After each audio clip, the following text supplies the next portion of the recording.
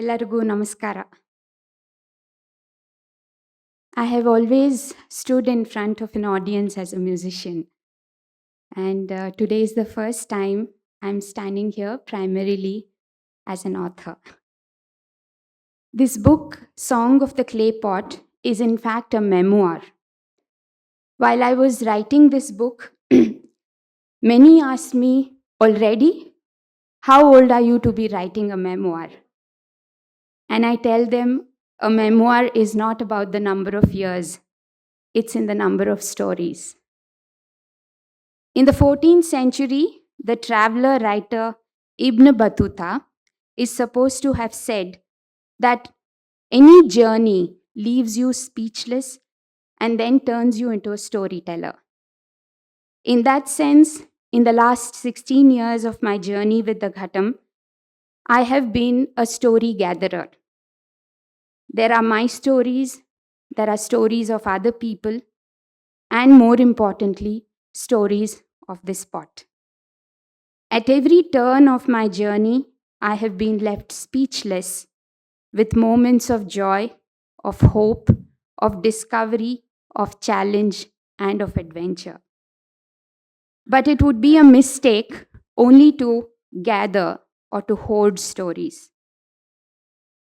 There is a Kannada folk tale which has been translated by A.K. Ramanujan. It's called A Story and a Song. This folk tale not only tells us why a story needs to be told, it also reminds us of the consequences of not telling a story. So here I am today, filled with immense gratitude and an incredible feeling of lightness. Lightness because I'm unburdened of these stories. These stories are no longer mine. They belong to all of you. Thank you so much.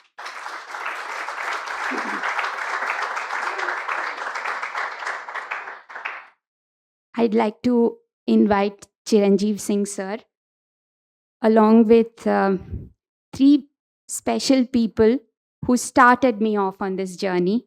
Two of them my gurus, Sukanya Ram Gopal ma'am, Rupa Sridhar ma'am, and my very dear friend who pushed me onto this path. Chiranjeev sir, Rupa ma'am, Sukanya ma'am, and Shri Mata, please come to receive copies of the book.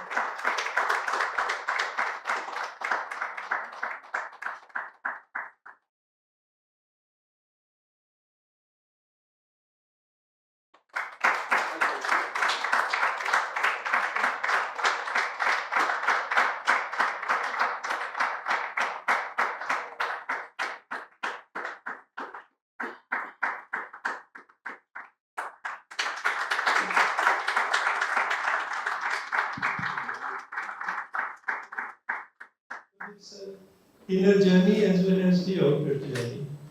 All of us in life have two journeys, the inner journey as well as the outer journey. And Sumana has written about both the journeys here, the inner journey as well as the outer journey. Now, in our spiritual literature, for example, in Guru Bani, the body is always metaphorically referred to as Ghat. And for example, in a hymn by Guru Nanak, it says, Ghat Ghat Baje Na. Guru Arjan Dev Ji says, Sabe Ghat Ram Bole, Ram Bole Rama. Guru Tegh Bahadur Ji says, Ghat Ghat Mein Hari Ju Baste, Santan Kayo Pukar. So Ghat, because Ghat is the vessel which is filled by the divine. So that's the symbolism which Sumana has referred to in the book. And that's why I say that the book is also a spiritual book. And it has many moving incidents mentioned.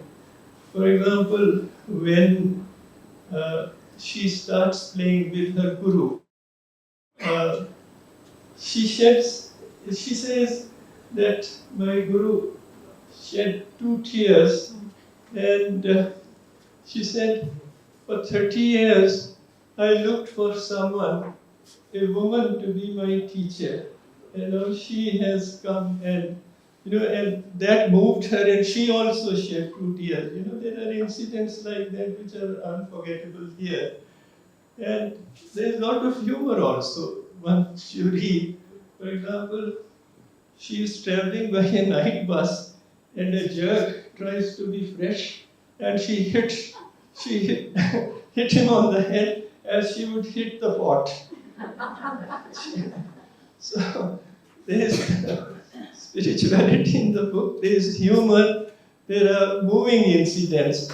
For example, Meenakshi in, oh sorry, you're recording. Meenakshi in Mana Madurai, she at the end of her life, she's one of the potters and players with whom Sumana spent a lot of time learning how to make a pot. She at the end of her life gets the Sangeet Natak Academy Award, which is a very moving thing, that she got the Sangeet Natak Academy Award. And then, shortly after that, she dies, pining for her lost son. These are the kind of things which humanize the inner journey. And of course, the other stories that she tells in the book, for example, the story about which I had never come across, that Ravan and Sita both have become old, and Sita hears Ravana playing Rudraveena, and she goes to Ravan and says, "Will you teach me?" I mean, this book is worth buying for that incident alone. It's so beautifully narrated.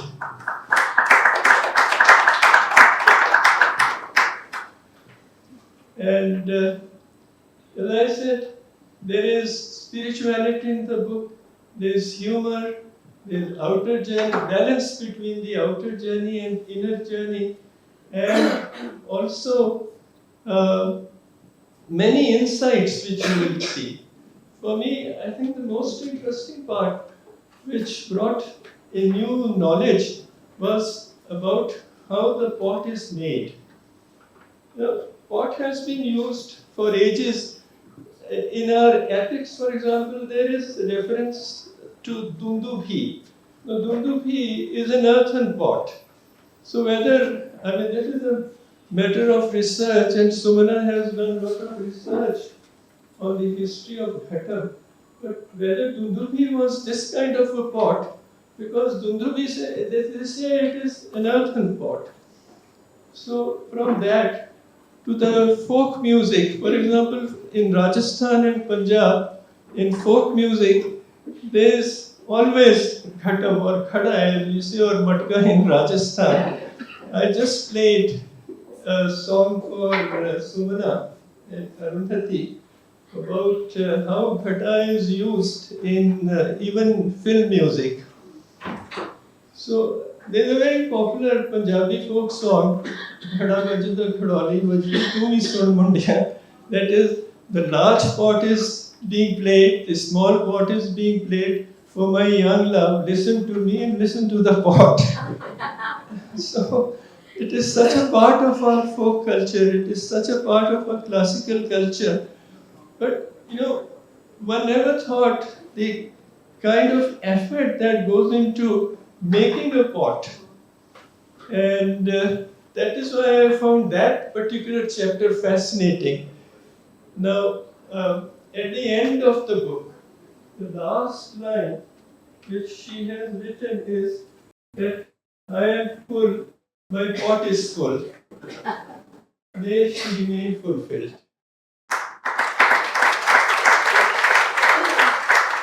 Great that today her Guru is also here. I mean, what can there be a greater blessing for her than that her Guru is here with her to bless her? And her other Guru who taught her Carnatic music, Rupaji, is also here. May the blessings of both Gurus always remain with Sumana, and may she go from success to success. I have only one point, Sumana. For 10 years, I was with you in the India Foundation for Arts. You never asked me to teach you how to tie a turban.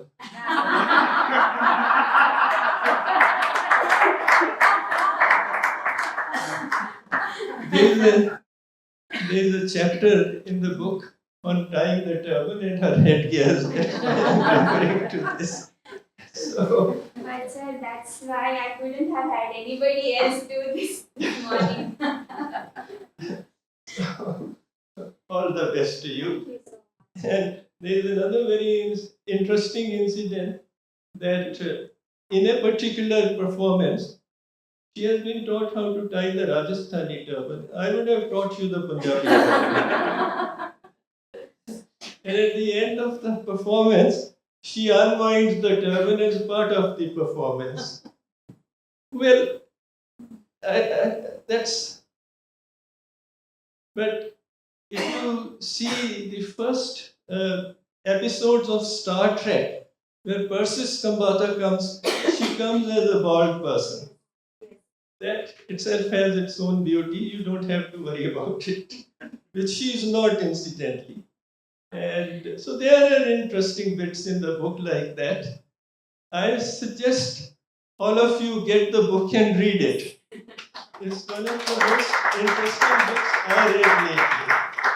All the best, and thank you very much, Sumana, for giving me this opportunity to tell how beautiful the book is, how much I enjoy it, and what a brilliant writer you are. All the best.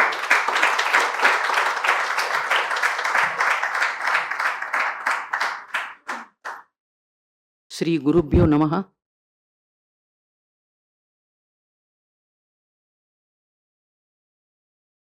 My pranams to all of you here, the distinguished guests and music lovers. Today is a very great day, very good day, and very happy day. Another feather on my beautiful Ghatam.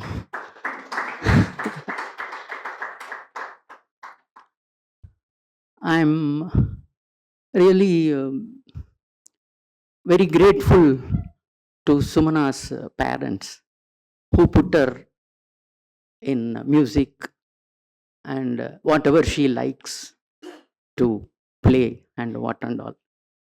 I hope they will be sitting here to bless her today. Yeah, the Song of the Clay Pot is a very nice book, very interesting book, as told by Chiranjeevi sir. Yeah, I too thought that only 15 years of Ghatam journey, how can she write this book? It's really fascinating me. It's not that 15 years. She was introduced to Sambamurthy sir's book at the age of 10 itself. So her questions and her research mind starts from the age of 10, not these past 15 years. I hope you will agree with me.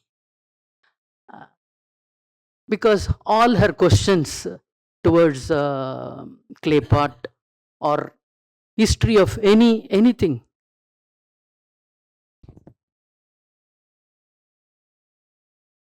any questions and her inner journey, she used to get the answers.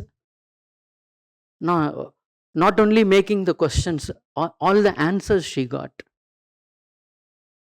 Yeah, yes, I was waiting for the girl student for 30 long years. Really, it's really a very big period. Anyway, I'm very happy that I'm able to find Sumana, and also happy that Sumana find me as her guru.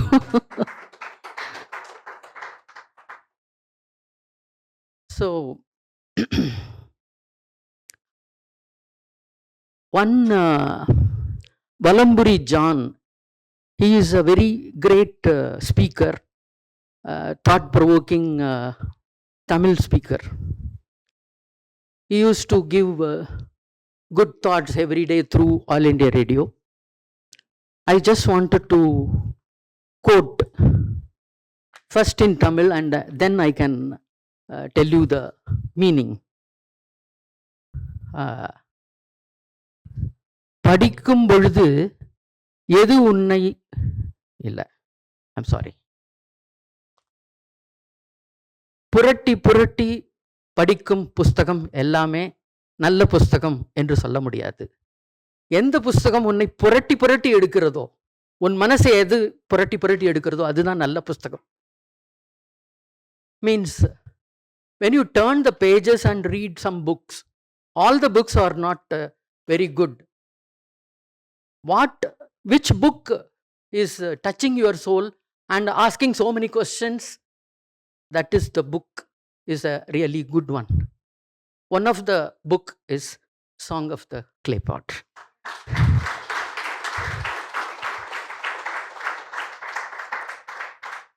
In this book, she has named the part, just 5 parts, all names of elements, 5 elements.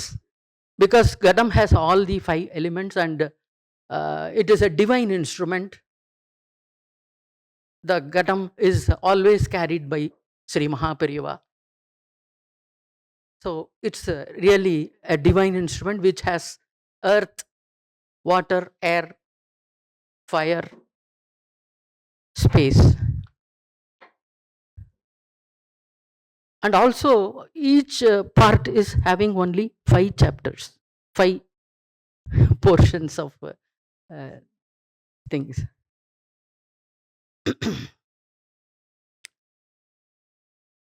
When the I'm sorry, Speaking Tiger publisher, when the publisher, maybe they, after this book they should change Speaking Tigress. So those publisher asked Sumana to write about Ghatam. She has interviewed so many people. She has traveled very well, and she won't take it thing. Wherever she wants to travel, she will travel, and she used to travel and get the information. Maybe just Viku sir interview, she would have interviewed for 3 or 4 times. And of course, I used to tell so many stories when I taking classes or when she travels with me. It's nice to, really it's happy to travel with Sumana always, because she used to tell something in Kannada literature, I used to tell something from Tamil literature. So it's a really, I liked her company and she likes my company. So after collecting all the information, you know that animals are collecting all their food and hibernating in their homes, no? Like that, she collect all the information and all the stories, and she just sit in her room quietly with her laptop or paper, pen, what and all. So she didn't move out of her house. Still she finishes this book. Maybe 8 months or 10 months, Sumana? 7 months. So it's like a woman gave birth to a child. Like in the same way, the Ghatam is also like that. When it is, when the earth is like, she can collect all the information. Likewise, the Ghatam, to make the Ghatam, some all types of clay from 18 villages nearby Manamadurai, They will collect all the things and add water, put, you made the pot, and paddling is very difficult. It can be only done by women. All these things are in that book. It's a very interesting book. So, uh, uh, I used to tell uh, she's an encyclopedia, because anything, any subject, everything, she will be answering my questions. Any doubt, no? Nowadays only I am fast up.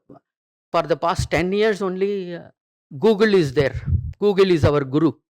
But always, if I get any doubt, I will just take the phone and ask her. She will immediately tell everything and a beautiful story about that. So uh, I'm very proud of her. And finally, to conclude my thoughts, my guru Viku sir used to tell me, to get a very great student is also a tapas, and to get a good, very good guru is also a tapas. In that way, my guru and myself are made for each other, and myself and Sumana are made for each other. Thank you for this opportunity to share my very few thoughts. I can go on and on to tell about her, but time is restricted, and we are all very happy and waiting for the conversation between Arundhati, my friend, and Sumana. Thank you. Bye.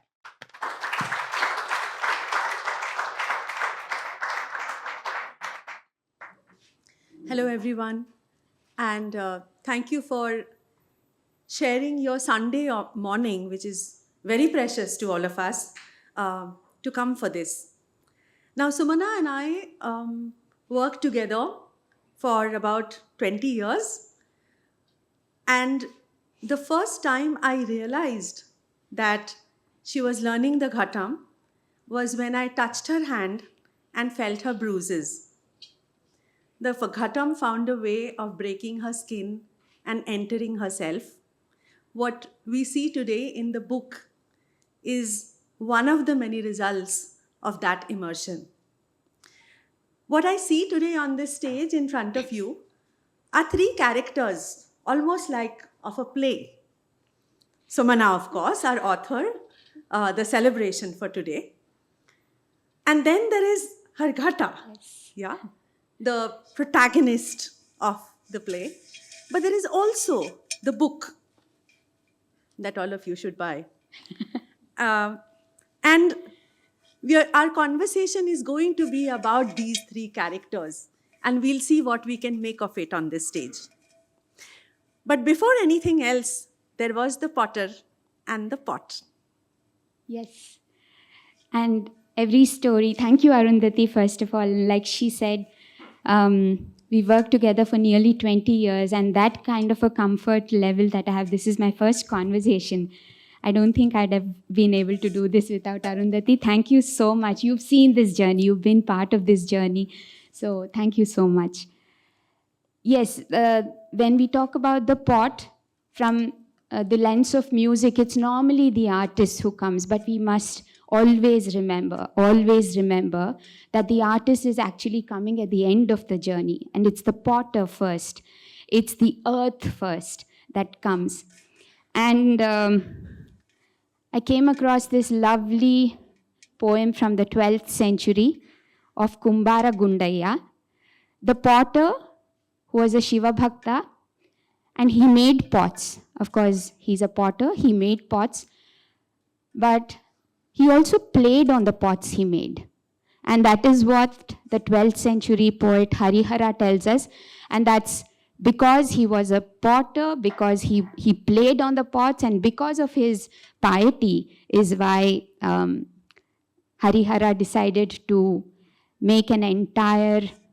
dedicate an entire poem to him. So this is how it goes.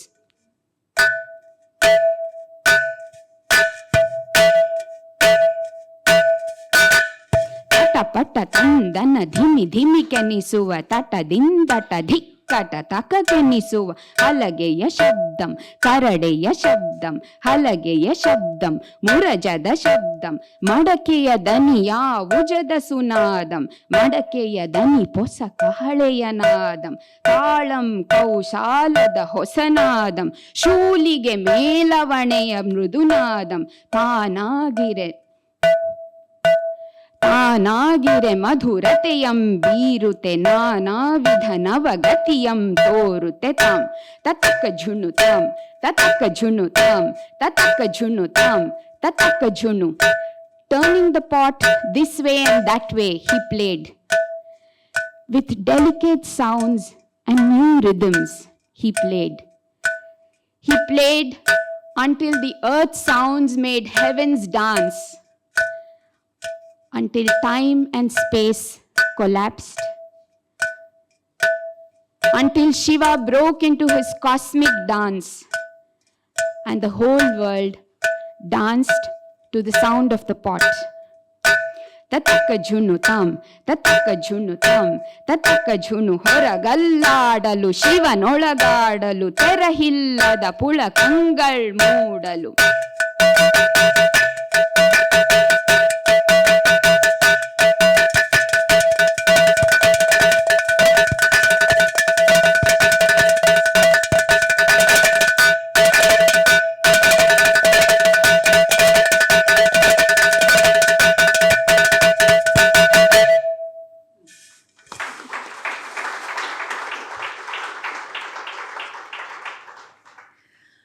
So, Sumana, Sukanya spoke about finding the student and the student finding the teacher, and how both are tapas that have to align in some way, right? So, let us begin with your journey of why the Ghatam? Where was this call from? And how did you find your teacher? Yeah, something that I've written extensively in the book, but I'd love to share it with all of you here. I'd been a student of Carnatic vocal music for over 20 years. And this was sometime in 2009, and I suddenly, out of the blue, at night I started dreaming of sounds of the Ghatam. It was very particularly the sound of a pot. It could have been nothing else. I could feel my hands moving on my belly as I was lying down. I was smelling the earth, and all these experiences started to happen one after the other in great intensity, actually. The first few months when it happened a few times, I said, all this is hallucination, I don't know what, this can't be true. And in a concert, although I had been performing by then, I'd also watched a lot of concerts. There was nothing particular about the Ghatam that had attracted me. And so I just pushed this aside, but they wouldn't leave me. It just kept coming back again and again and again. And that's when I went to Rupa ma'am. I said, this is what I'm happening. She said, listen, there's something going on. You should follow your heart.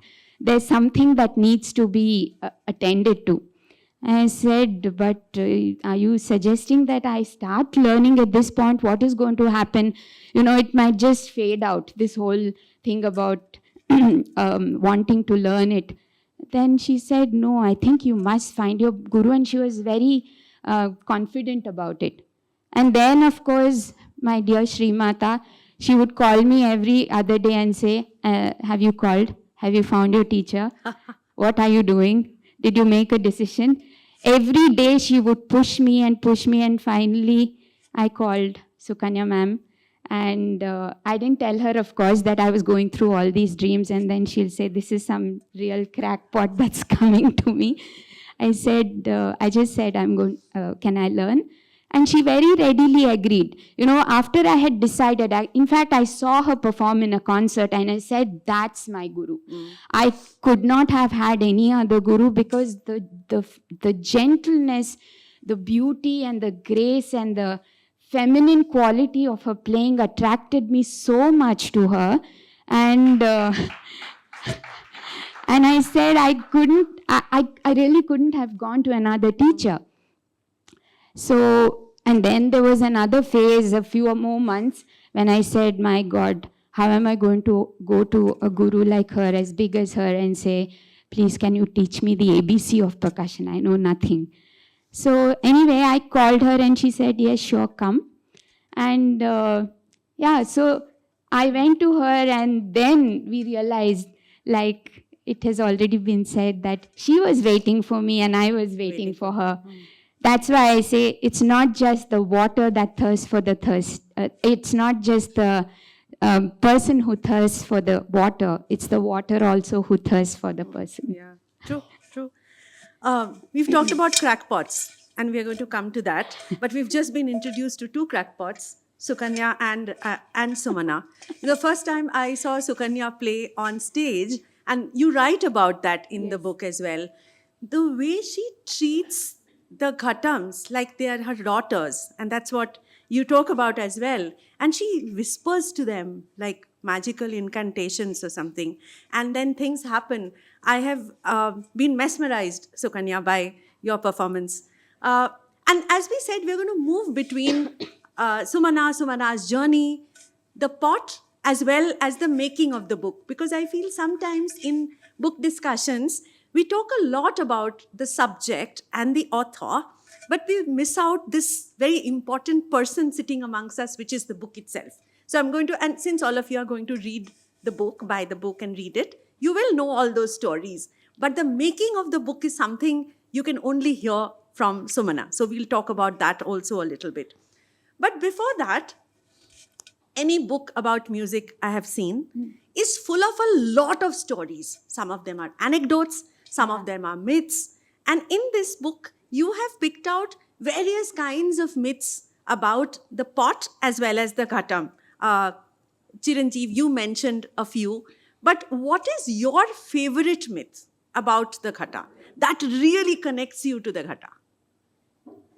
Or one of the favorites, let's say. Okay, we haven't rehearsed this. I didn't know what question she's going to ask me. But really, my favorite story it's what I've written about how the Ghatam came into Carnatic music. Okay. Yeah. It's just this woman holding the pot on her head, something hitting against it, and it made that lovely sound. And somebody thought it's good to have this in Carnatic music, just that. And something that really makes me, deeply emotional, and what I see as an extremely powerful image is always the woman with a pot. There's something mesmerizing, mysterious, and confident, and so beautiful and poetic about this image. Yeah. This is the image that I'll always hold. And this myth, I of course, there are all the other myths I talk about Ganesha and Shiva. That's okay. But this myth that it was this woman, I can imagine her with her, with her swaying body, holding the pot, and then somebody getting inspired by that sound. That image I'll never be able to let go. And your book is a lot about women, percussion, women, Carnatic music, women and the pot, and the many connections that Sumana makes between these various bodies, marginalized by history, by politics, by many, many things. So we're going to dive right in. And from this myth, then we go down to this road about this creation of hierarchies within the Carnatic world, the stage. Yes. The stage almost as a site of that hierarchy politics that happens, not only among artists, but also about instruments, right? Yes. Yes. As audiences, we have no clue when we are seeing a performance about all these dynamics that are going on. Yeah. And Sumana very beautifully and I should say insightfully as well, taking a lot of risk, I suppose, talks about these politics that play out. So tell us a little bit about why the Ghatam is the upavadya. Like it's a, even among instruments, it's supposed, like the mridangam is the man in the King. center. Yes. Yeah. And then the ghatam is. On So the how side. did this happen? A little bit about that history. Normally, when we look at any art form, these are things, and especially if it's a traditional form, then there are many things that we take for granted. And this is how it is. This is how tradition is. This is how artists are seated on stage. That's something that we've received and something that we take as a given. But we just have to go back, and this is not just about the Ghatam, it could be about any other art form. We just have to go back a little and try to see what are the various kinds of socio-political, cultural processes that led to the creation of dynamics, of relationships between artists, between instruments. And there are going to be some very fascinating answers that history sometimes gives us. So what happened with the Ghatam is, of course, these are not written down, so we can only, read a lot into history and see what is history telling us, what is documented, what is not documented, and what are these erasures actually telling us. So in order to understand why the pot sits on the side, I had to do the opposite, to look at what constructed the mridangam as the king of percussion instruments. And there's from the time Captain C.R. Day, he's one of the earliest ethnographers, colonial ethnographers. So a lot of these colonial ethnographers were moving around. They were documenting many kinds of instruments, performers. And at that point, there's no strict divisions between what is classical and what is folk. So everything that is around them, they just went on documenting. So Captain Day, when he wrote his book in 1891, he's just fascinated by the pot. He's so happy, he's thrilled, and he spends quite a few paragraphs in the book talking about how delightful it is to see a pot drummer. And then there is people like Popley who also echo him. They are also saying the pot drummers are just fascinating. And like I said, they could actually be documenting anybody it could be street performers. But there's one clue that Captain Day gives us. He says it was played, I saw it being played along with a veena. So the veena, it's unlikely that he saw the veena being played on the streets. So it could have been a salon or a court setting that he saw it. So it's sort of already in the indoor space, the Ghatam at that point. And following him, even somebody like Bhatkande, in the early 20th century, the first decade of the 28th century, Bhatkande comes down to the south because he's also constructing theses about Hindustani music. He's writing texts and he wanted to understand. So it's like his recce. Yeah. He's doing a recce in the south. He visits a lot of performances. He goes to a lot of places. And in 1904, on December 1st, he makes a travel journal entry saying that in Tanjavur, I have seen this delightful performer on the pot, on the Ghatam. And he says, it gave me Atishay, Ashcharya and Anand to see this pot drummer. And finally he says, I saw this potter throw up the pot in the air and catch it exactly on the beat. I want to take this Ghatam player and introduce him in Bombay. So this is what Bhatkande records. And slowly, and remember, all this is happening in 1891, 1904, and Popley comes in 1921. In the middle 1917, Abraham Panditar has also made a directory, kind of a directory in Karunamrita Sagaram, where he's written names of a few Ghatam players. And then after Sambamurti comes in, there's some interesting processes that are happening. his initial theories about Carnatic music, they have of course taken off from where his predecessors have left. And slowly, we see the emergence of Mridangam as the yardstick against which all other percussion instruments have to be measured. So whether it's the it's the Ghatam, it's the Kanjira, or Dholak in those days. So everything is measured against this new yardstick. And in about 80 years' time, from Captain Day to Sambamurthy, the late 60s and so on, the Mridangam has been elevated to this position. And all other instruments have been given Upapakavadya titles. So this process of how hierarchies get constructed is fascinating. Now, we do see this kind of a setup in concerts, and I'm fascinated by it. You know, the Carnatic sound really is beautiful to me. I'm not saying that, you know, we go with this lens when you are seeing and enjoying a concert.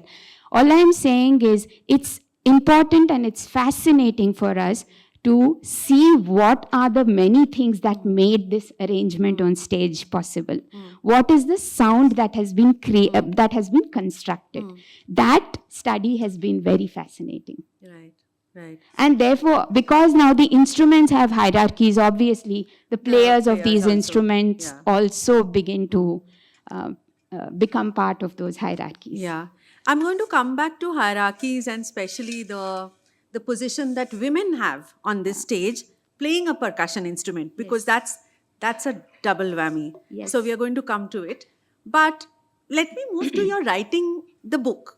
As Sukanya mentioned, you have launched the Ghatam for 16 years now, but your introduction to this started when you were 10, 12 years old. So you've lived with these questions and the life of a Carnatic musician for a very long time. Yeah. Now, and Sumana, this is your first book. Yeah. So the whole thing is that what do you keep? Also, it's her first book and the first book on the Ghatam, right? Lot of pressure on what to keep in and what to edit out. So how did you decide that? Like, how was the composition? Okay, I'm saying composition because music. How was the composition of the book decided? How did you like lay it out? Because you like you said, you're carrying all these stories, these experiences, all of that. Yeah. Talk to us a little bit about the making of the book. Great. So in the making of the book, there were certain things that played out on the conscious level and certain things that were subconsciously guiding me. I think the one most important thing that has been deep within my subconscious and has been, now I can say in hindsight, that it has been one of the most important things that has guided me through this book, is that I wanted to have a book on percussion that is full of feminine grace, with a lot of women characters in it, and with a lot of men who embody a lot of feminine energy and spirit. So you will see that this is a book on the Ghatam, on percussion, and normally we would associate percussion with a lot of, speed, power. There's a lot of mathematics happening. Almost warlike. Yeah. And this, I think, it turned out the way it did because there was something about the feminine that I was seeking within myself, both with respect to the sound that I'd like to produce and also with respect to the book. So that has been a very subtle undercurrent that has kept me going. On the more conscious level, what I did was, because I had so many of these stories, I would wake up in the morning and just put down stories. It was like a jigsaw puzzle. Whatever story I thought was important to be told, a story that I wanted to unburden myself of, I would just put them down as anecdotes, almost like, pieces of paper, stick them on the wall. And it was much later, once the stories had all come together, the thread that would bind all these stories was something that emerged much later. So the pieces came first, and then, they found a way to connect each other. Any similarity with making music, do you think? Or Sort of, actually, even when you're making a composition, many of you who are practitioners here would know we always make pieces. And then there's something that's like, okay, this piece here has a resonance to that one. So A and Z will come together, B and L will come together. And finding these connections is actually it's an incredible process of discovery. Yeah. Because, it's like finding links between, say, physics and, I don't know, botany. They are closer, but say physics and history or something. And in fact, we also find that many of these things are anyway linked. Connected. Yeah. If one only has the eye to see it, then they'll actually weave themselves together. So that's how it happened. Okay. We'll come back to the sound. Yeah. So, when we watch a concert and we are clapping for the musician, of course, who's making the sound, Sumana reiterates many times in the book that the sound of an instrument comes from three things: the material that it is made of, the maker of the instrument, and only finally is it handed over to the artist. So let's talk a little bit about the making, because a large part of your journey has been with the making of the Ghatam. And you see Sumana holding one Ghatam. This is the one she is playing. But we have two other Ghatams on stage. They're very important. One is a cracked Ghatam. The other has a pitch that is in between. And Sumana, I want you, as you share the making of the Ghatam a little bit, because the details are in the book. Yes. Tell us the importance of cracked Ghatams and in-betweens. So in the process of making Arundhati, what we see on stage are, it's really few of them. There are several others that have been rejected, quote unquote. I think sometimes it's close to 20-30% come onto the stage, and about 60-70% of them are what are normally left away as rejects. So what happens when they are rejected? And this could happen for multiple reasons. There are many variables in this process.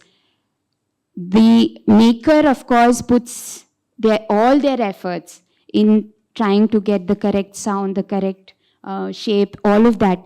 But once, let's say, it goes into the fire, into the kiln, it can break. It can also, if the weather conditions are not conducive, it can develop a crack. So when I first went to Mana Madurai, as musicians, we are used to seeing instruments on a pedestal, in homes. They're all very neatly arranged. They've been kept in puja rooms and they're decorated and worshipped. There's a sacredness that is attached to them the moment instruments enter our lives as artists. But when you go to the village in Mana Madurai, there are all these broken pots that are lying everywhere. There are all these what are known as in-betweens, or those pots that didn't make it to the concert stage because they were in between and did not fit the chromatic scale. They're all lying there. So when you say in between, you mean the pitch is somewhere in between? Yes. It doesn't. So between A and B.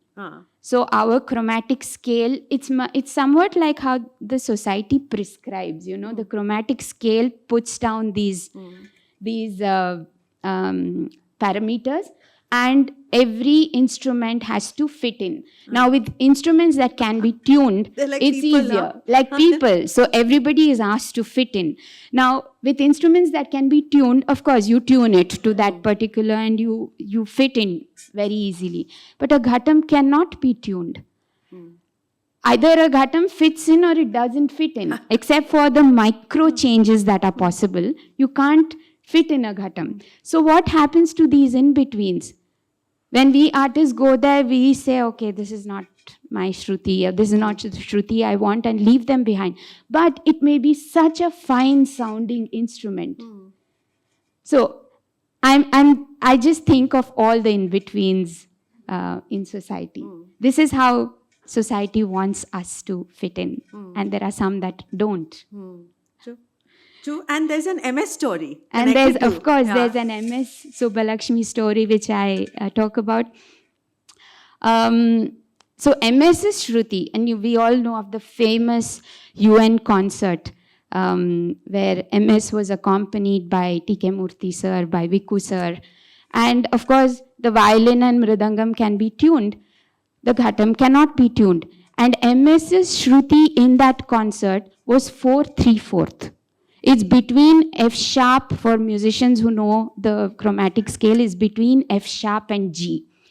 And they couldn't find Viku sir in his collection, and he's got, I don't know, about 500 Ghatams or so, which he's collected over the years. In all his collection of Ghatams, he couldn't find that one which would fit her Shruti, and then he borrowed a Ghatam from his cousin, which was in between these two notes, 4/3/4 somewhere, and it apparently matched MS's Shruti so perfectly, it almost seemed like it was made for her. And that's the pot that traveled all the way and played at the UN concert. So when I go now to Mana Madurai and I see all these pots that are broken, that are in-betweens, then I think of all of us who are broken, all of us who might not fit, but we might still have a place somewhere. There's some UN concert waiting for all of us. Thank you, Sumana. Thanks for that. I'm going to come to another woman. I mean, we've talked about Sukanya, we've talked about Rupa, we'll talk about and Srimata, who've been important parts of Sumana's journey. But there's another woman that Chiranjeev also spoke about, Meenakshi. Yes. Meenakshi of Manamadurai has been central to Sumana's, I would say, spiritual relationship also with your Ghatam. So tell us a little bit about when you first met her and how over a period of time this relationship developed with her. I think my Ghatam journey would have really not been as rich as this if I hadn't met Meenakshi Amma. She's incredible. The first time I met her, something about her persona just gripped me to her. I couldn't take my eyes off her. I couldn't take my awareness off her because there's something so grounding about her, so real about her. And of course, there's a lot of trepidation in the initial years when I don't know whether I can go close to her. I don't know the language yet. And women don't like having too many people in their private spaces. So it's like, just stay off. Don't enter my private work area. So I just kept off her work area, but I would observe her. And over a period of time, it's a beautiful relationship that blossomed between me and her, to the point that we reached a point where we could just talk to each other like we were grandmother, grandchild, or we were friends. And she would tease me and I would tease her, that kind of. So from the first time I met her, over a period of 10, 12 years, it's been a lovely journey. Now, why is Meenakshi so important to me? Apart from the fact that she was an incredible woman.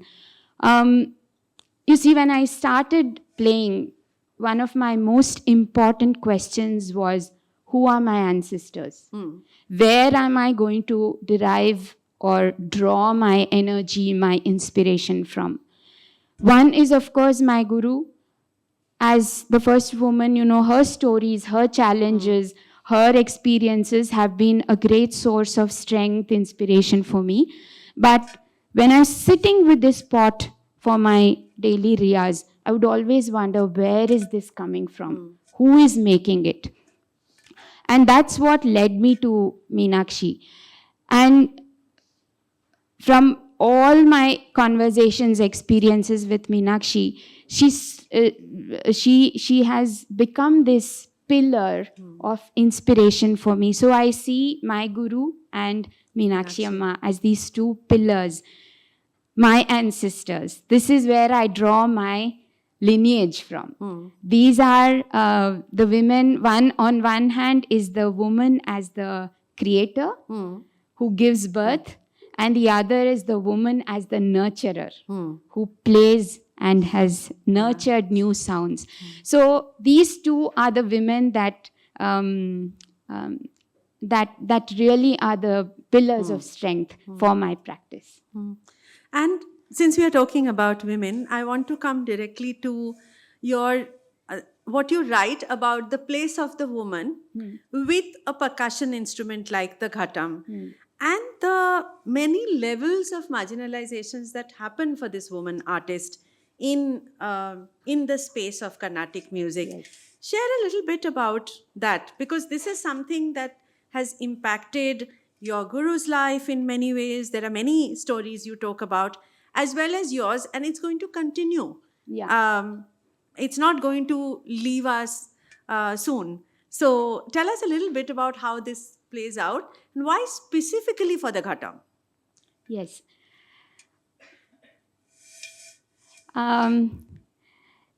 See, patriarchal systems, we know how they play out. And this happens with sports, it happens in corporate life, it happens in domestic spaces, it happens in homes, it happens in workplaces, it's everywhere.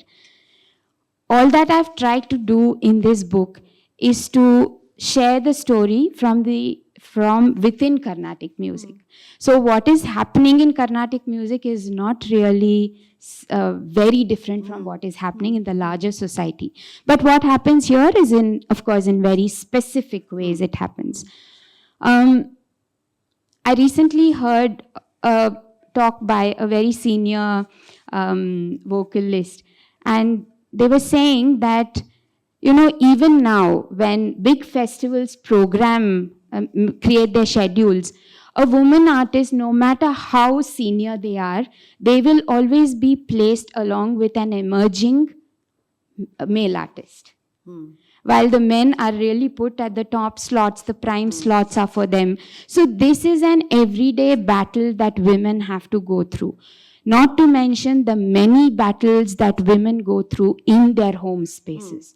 Like just the fact that one has to go for a concert, what are the many things that go in the background just to prepare for that one evening's concert? Is the fridge full? Have I taken care of other people's needs? So starting from there to moving on to big festivals where they're really placed at these mid levels. So these battles are every day.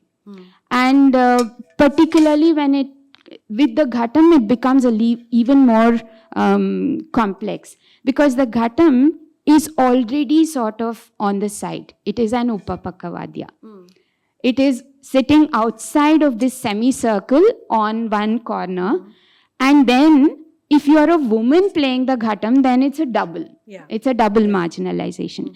And many a time when I've talked about this, that when Mridangam players are actually, so if you see the Mridangam is sitting like that, you see the right hand playing the Mridangam, you don't know what the left hand is doing. And the left hand is sometimes directing the Ghatam player or the Upapakavadya player, saying, now you stop, now you play, don't play here, don't do this. And that's only visible to me as a Ghatam player. Now, I don't know if they would do the same thing to all Ghatam players, Or only to women. or are they doing it to me as a Ghatam player? So this is something I don't understand, but yeah, there is an element of being there's a possibility of being doubly marginalized as a woman Ghatam player. And also because a subtle kind of tension that exists between these two instruments, because the Mridangam and the Kanjira, for instance, are skin instruments with flat heads. The Ghatam is structurally different. It's earth, it's curved, its playing techniques are different. So there's always this, and you look at throughout history, you will find that there's this tension that is always happening between them. I don't know if the same tension would exist between a Kanjira player and a Mridangam player, for instance. So there are many different ways in which this tension plays out on stage. That for me is fascinating, again. Sumana, I have many, many more questions for you, obviously, but because we also want to open this out to the audience, and I'm sure there are lots of questions that you have for Sumana, I'm going to end with my question around. So, today, after having played the Ghatam for 16 years, how would you describe your relationship with the Ghatam? Who is the Ghatam to you? To me, I think it's a person, of course, and on different occasions, it can be different things. Um, it could be a parent, sometimes it's a child, sometimes it's a very dear friend, it's a sister or a sibling, sometimes it's a lover. And depending on different days of practice, the conversations that I'm having with my Ghatam are going to change. But yes, it's something deep. And I also don't feel the need to define it as one specific relationship. Yeah. But there's something that's going on all the time. Even when I'm not playing the Ghatam, there's something else I see. I'm seeing, a mountain or something. There's a thought about the Ghatam that will always keep playing back.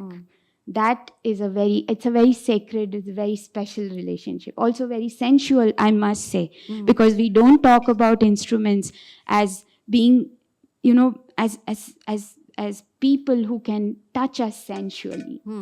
The Ghatam is that instrument for me. Okay. We would now like to open this out to audience members if you have questions. Okay? Yes, sir. Yeah.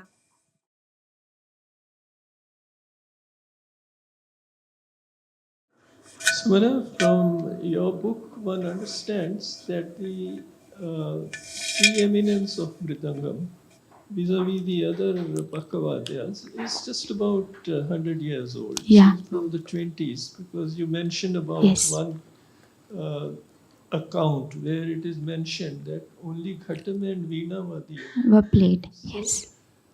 otherwise, also, if you go back into the history, the earthen pots have been there. I mentioned about the epics that Dundubi is an earthen pot. And you have mentioned in your book, which in fact was a great insight, that Mridangam, the word Mridangam actually means made of earth. No, Mrud, like Mrudgand is the title of a very famous Marathi book of poems by Savant. So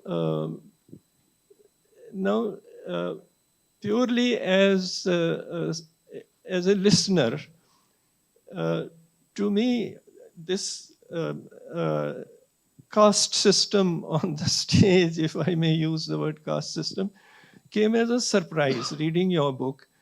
Because as a listener, as part of the audience, Ghatam was really fascinating to most of us. And in Taniyavartan, one looked forward to listening to the Ghatam. Yes. So how is it that Ghatam was considered a lesser instrument, whereas throughout the history it has been a major instrument both in folk music as well as the classical music? Yes, in folk music, it still is a major instrument. If you move across India, there's probably no region in this country that does not have a pot drum. Every region, from Tamil Nadu, from Kashmir, Odisha, Bengal, Rajasthan, Punjab, um, Goa, Maharashtra. In fact, in Goa, Maharashtra, the ghummat is their state instrument. So across the country, you will find the pot is still so predominant. Now, when it comes to classical music, and we must understand that among all the pot drums that exist in India, the Ghatam is the only classical in terms of how the state categorizes it. So if when they're giving out these awards, I just go aside one step to share this story. When Meenakshi Amma was getting this award, there was a major discussion happening within the Sangeet Natak Academy. Should this award be categorized under the music awards, or should it go under folk and tribal? Okay.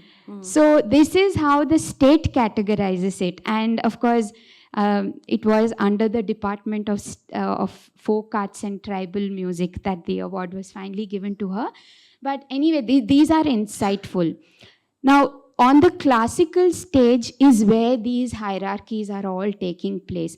And yes, it has, I think the system has always loved the sound of the pot, which is why they brought it in the first instance into Carnatic music. Having brought it in, there are also rules that are created about how it has to conduct itself on the stage. And therefore, there is a certain assertion of identity that we see in a lot of Ghatam players throughout history, which I have talked about extensively in the book as well, that in the playing, in the manner they were appearing on stage, in what they were playing, everything was an act of assertion. And of course, they knew, the Ghatam artists knew that the pot is something that the audience will always enjoy, because it is, the sound of the pot it's so ingrained in us. And like you said, sir, everybody loves the pot. I've had children come and peep into it and speak their secrets and stories. So nobody thinks this is an instrument. It's so lovable, it's endearing. So the Carnatic space has always loved the pot, but giving it certain rules, which the Ghatam players have time and again wanted to break, and they have broken. My second question is about the belly and the pot. It really is something which affected the playing technique. I'm wearing a double-layered coat here, but so this sound, which even now a lot of Ghatam players would like to play what is known as the open shirt style. So they would unbutton their shirts and bring the mouth of the Ghatam in contact with the stomach. And that creates a certain sound, which is...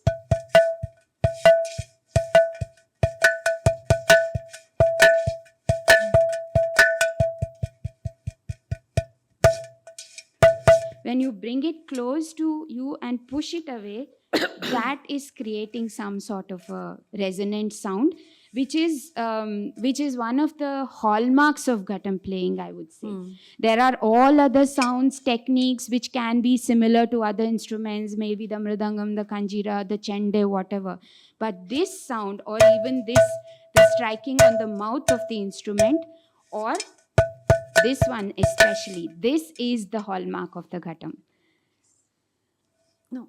And it definitely makes a huge difference to the repertoire of sounds that the Ghatam can produce. Yes. Good morning, ma'am. Congratulations on your new book. Thank you.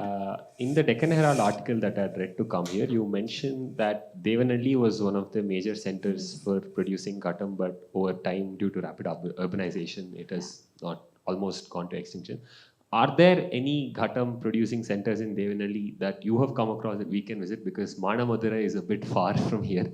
So I was interested in the making. So is it still there? And why has Mana Madurai survived but not Devanhalli? Thank you. So why Mana Madurai survived and not Devanhalli is something I've explained. The airport project is a big project that really took up the space of the Devanhalli potters. They have resided there. The potters have been there for over 100 years. And this was one of the big projects. Of course, there are many things because the city is growing immensely big. And the coming of the airport was a huge thing that accelerated this process of encroachment, of indiscriminate urbanization. So the much of the airport that we see today is built on these lake beds that provided resources for the Devanhalli Ghatam. And because it's the airport, there are other caveats around it. So the mud came from the lake mud beds. came from the river and the lake and the pond beds. Not the river, but the lake and the pond beds. And those have been filled up now. There's no space. There's no resources. And also, because it's the airport and the security around it, firing of the pots is not allowed. You can't have smoke, you can't have an open kiln. There are many factors, and that's why Devanhalli was lost. And thankfully, no such thing has happened in Manamadurai. And because now it has the geographical indications tag, hopefully some cover of legal protection is also going to protect Manamadurai. Having said that, I'm very too happy to share this lovely news with you that after I wrote this book, in fact, this is a project from the last 2-3 months. We found one of the last surviving potters in Devanhalli. We got him to make ghatams for us, which are now being used to train a bunch of girls in a government school in a place called Vijaypura near Devanhalli.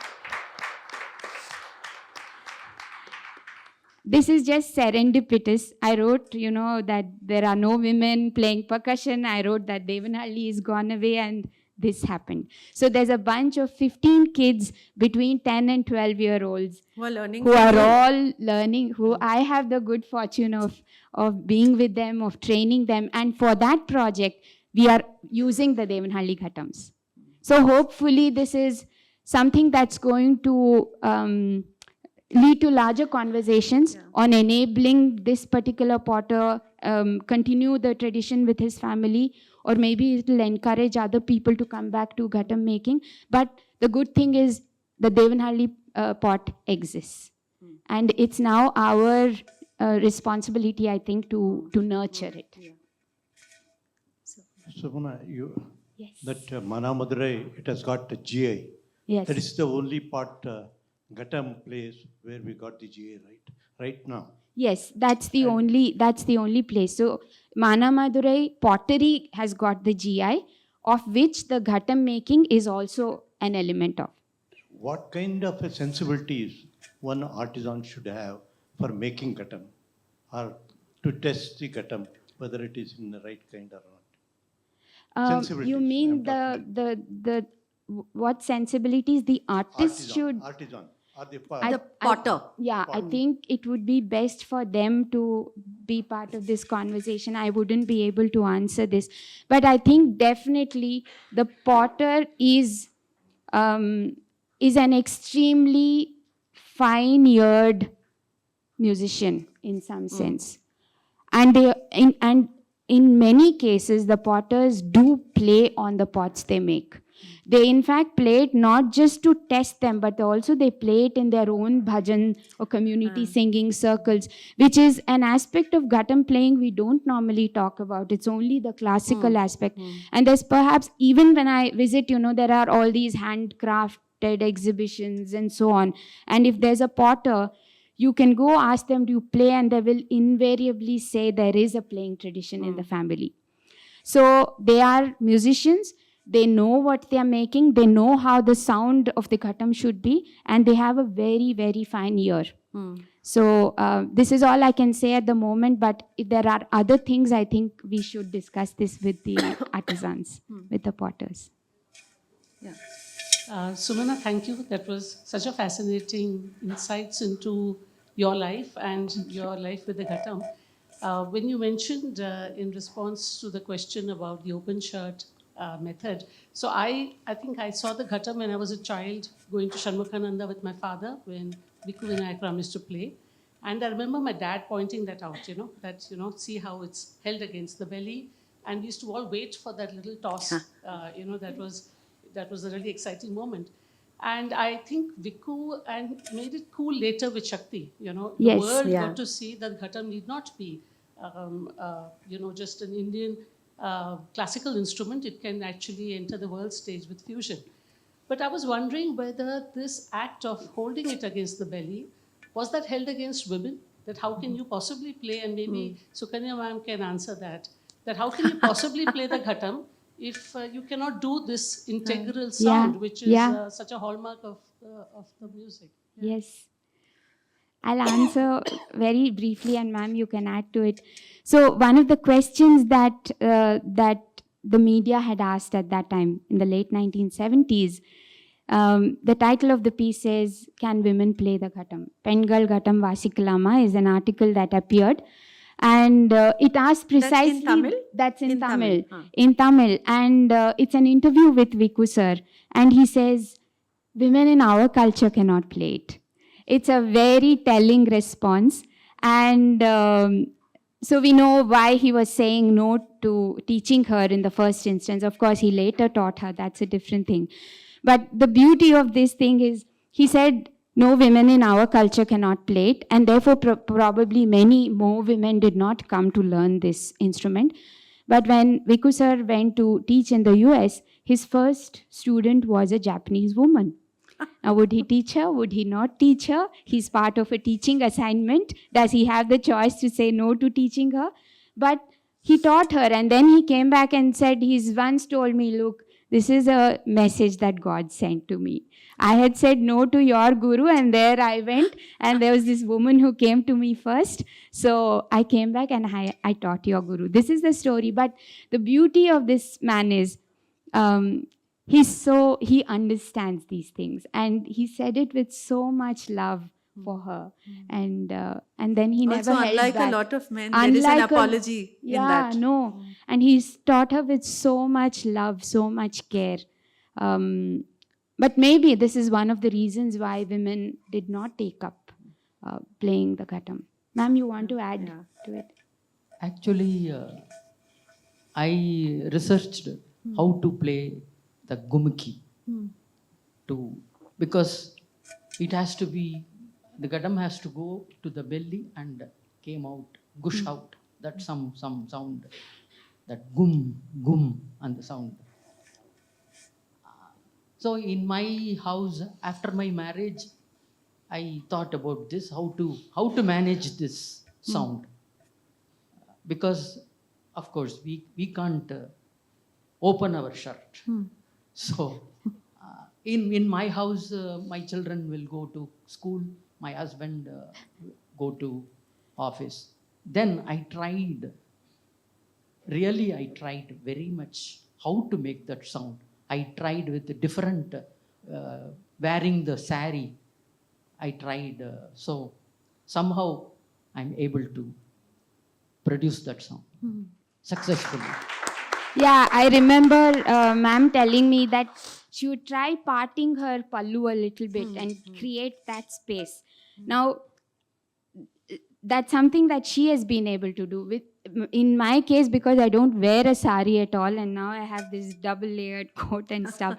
But yeah, men also Don't open the don't shirt. open their shirt. So I think it's for everybody to find their own gumki. Own ways, yeah. Own gumki, I would say.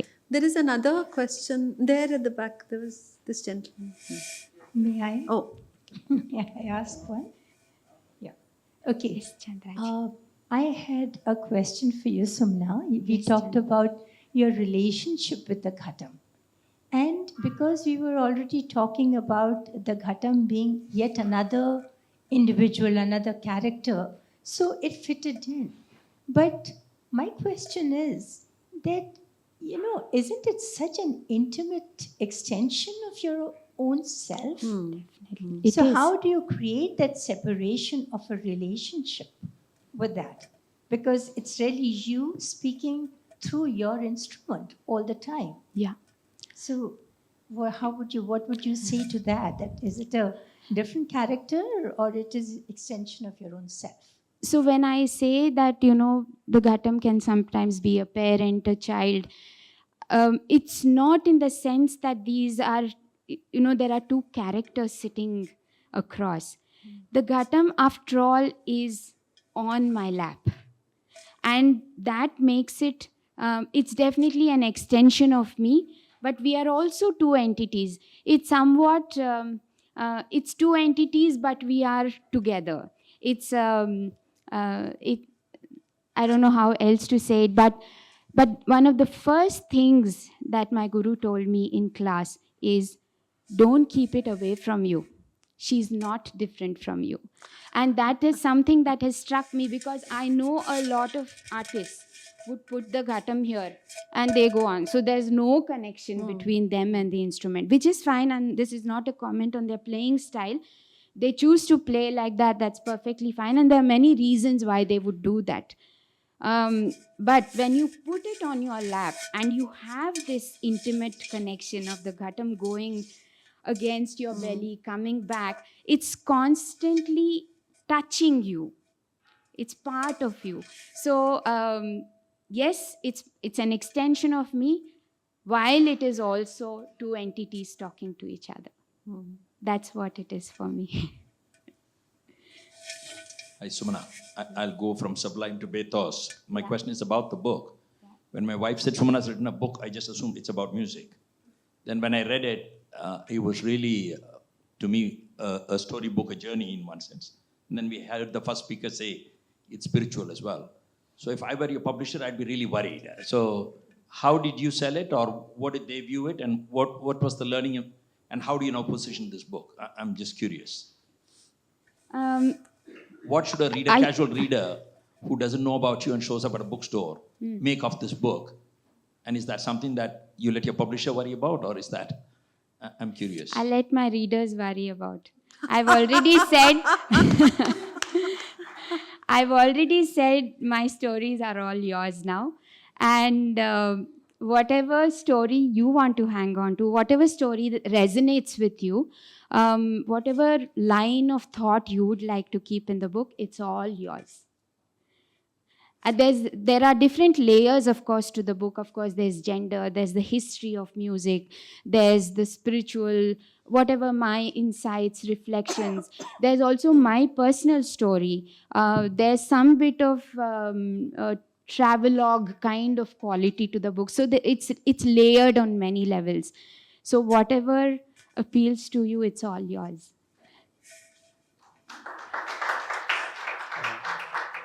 Sumana and Arundhati, thanks for the great book and the great conversation that we have enjoyed. I have a couple of questions for you. Why can't the ghatam be fired in an oven or whatever, number one? Number two, maybe you can think of something like the porcelain factory or whatever, who have a wealth of experience in trying to make the ghatam slightly differently. And third one is, cannot some alternate materials be used for making the ghatam? I know that will not be the true original ghatam, but what are your views on that? Thank you. So a closed kiln has been used. In fact, now in Manamadurai, we do have an electric kiln. So the open kiln method, because of different kinds of restrictions that have also been placed by the local municipalities on firing, there is a closed kiln available now, and they do use this. The sound, it's again about how different artists perceive the sound. Some artists say that I used to like the open kiln sound. Now, this one, for instance, is fired in an electric kiln. Whereas this one, which has, you will see the black marks. You're welcome to come and touch this button. You will see the black marks here, which are caused by the open kiln, where the fire comes and touches the pot. Then it leaves these marks. They are like birthmarks in some sense. So this is made in the open kiln, where you will find, it's very clean. It's all in controlled temperature. So this is an electric kiln ghatam. So both methods do exist now. Of course, the electric method is very, it's very high on cost and maintenance. And not all potters would be able to maintain that. So that's one response. The second thing is, if a ghatam was made with anything else, it wouldn't be a ghatam. A ghat is the earth. We can create new instruments out of different materials, but a ghat is the earth. There's no alternative to it, I think. Yeah, it's Fully fully. Yeah. Fully. Are there any similar instruments, in other countries? Yeah. Maya, huh? So many questions, Sumana. Yes. Thank you, both of you. One that comes to mind is, so this crackpot one. Yes. Yes, and they're all lying there. Yes. And this is an extension of your body. Yeah. And it's earth extending into earth Yeah. in one way. Yeah. Now, I'm sure you've played with a crackpot one. Yes. And what is it? Is it about being encircled by a certain tonality of classical music, Carnatic music? Or is there also a challenge of, let me pick up the one that is a non-tonal, bad-toned, atonal, whatever, and let me pick it up and it's, I mean, this is such a, it is such a special relationship. Yes. If you've done it, I really want to know as an artist what it has done for you. Number two, my question is, okay, you're sitting in the corner in a Carnatic recital. You are not marginalized. You're a woman sitting there where nobody's used to a woman sitting there. She's not sitting there with a kanjira. She's sitting there with a ghatam. Our eyes will go to you, and I'm sure you know it. And I want to know as a woman what that does to you, what it does for you, what you come away with. And finally, a question which, I mean, maybe there's not enough time here, but, and I haven't read the whole book, sorry.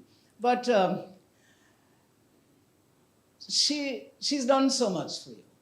Meenakshi's done so much for you. You talk about your mother. Maybe it's there in the book, but what has happened to you over time in being in close proximity with this? What is the Sumana that has come into being? The first question was about crackpots. You know, this is an article that I hold very dear to my heart.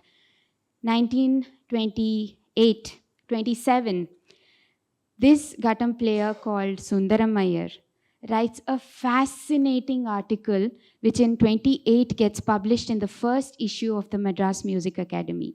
By then he has passed on, but he makes a passionate plea for what he says, we need to revive the pot. Already remember, 1927, he's saying, please come, this is an ancient instrument, we need to revive it.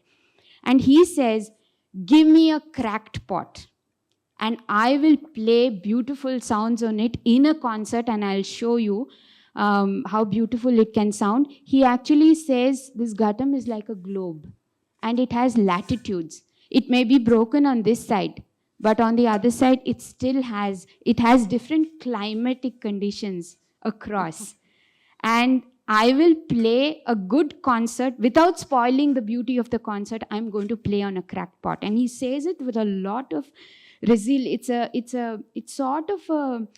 my anthem for Ghatam players, I think. And with so much confidence. And I agree with him, you know, I've got a whole set of cracked pots. This one, for instance, which I use for my practice.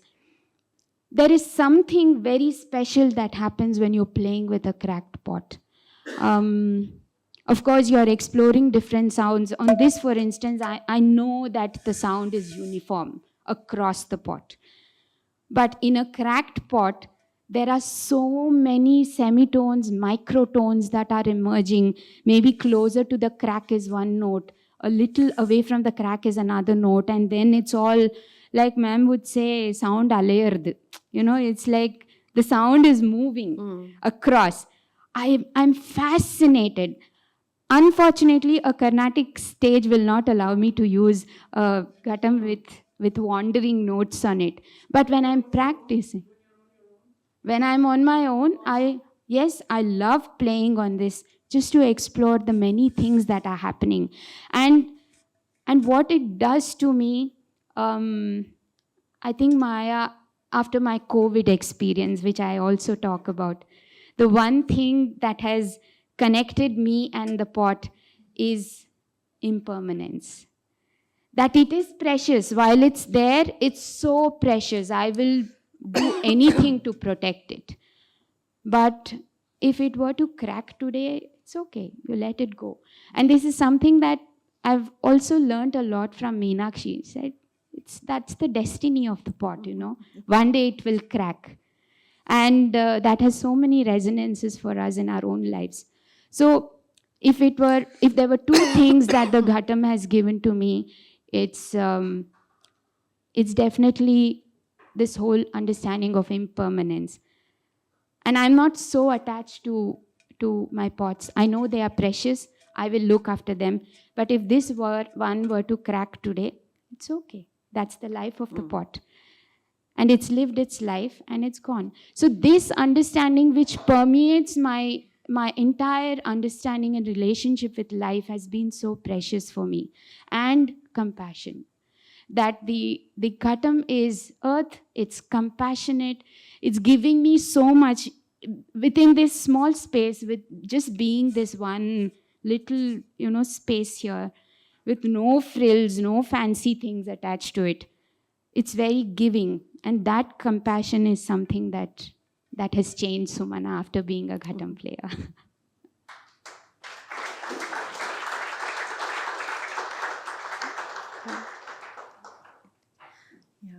So I want to end with somebody asked what this book is about. And Sumana, like your 5 elements, I saw 5 layers in the book. The book is about the pot. The book is about the pot that's a Ghatam, which is a musical instrument. The book is about a pot that's a Ghatam that's been played by a musician. The book is about a pot that's a Ghatam that's being played by a musician who's a woman. Yeah. And the book is about a pot that's a Ghatam which is being played by a musician who's a woman, whose teacher is a woman. So for me, that's really the story of this book. Thank you. And just that one about the woman and this woman question that you asked, Maya, about me being in the margins of the stage and playing. I take that space. I just love being in that space. I don't think I would have enjoyed so much if I was sitting in the center of the stage. I like to think of myself as the Vidushaka, the conscience keeper, because I'm tuned into what everybody else on stage is doing, and I do my own thing, but I will say the truth. And that space to speak the truth, to play what I want to play, and be a little flamboyant, knowing that I'm on the side and I can do what I want. That power comes to me when I'm on the margins, not in the center.